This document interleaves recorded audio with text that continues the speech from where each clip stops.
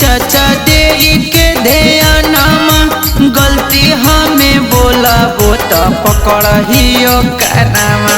सुनाए नीतीश चाचा दे के ध्यानमा गलती हमें बोला वो तो पकड़ियो कानामा।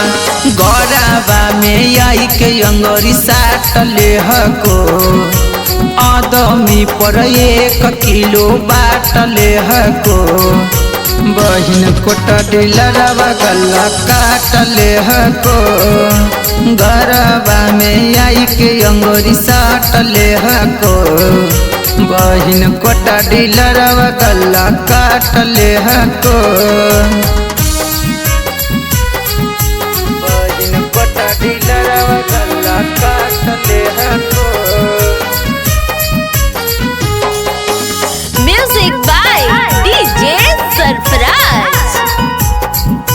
बहिन कोटा डीलरवा गला काट ले हको। थाना पारा भारी कर ले हको नहीं पैसा यदि बड़ डीलर मुखिया खेलो हको 27। ए चाचा थाना पारा भारी कर ले हको नहीं पैसा यदि बड़ डीलर मुखिया खेलो हको 27। बोटवा हजूर आई के सीना साट ले हको। गौराबा में आई के सीना साट ले हको।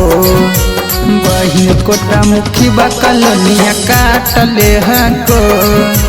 गौराबा में आई के सीना साट ले हको। बहिन कोटा मुखी बकलोनिया काट ले हको। डीलरवा गला काट ले हको।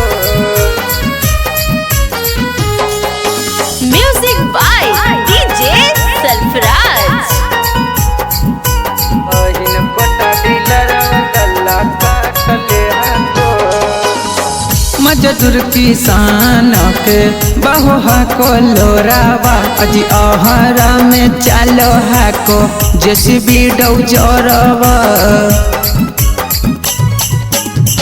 मजदूर किसान के बहु हको लोरावा अजी ओहरा में चालो हको जेसीबी डौजरवा।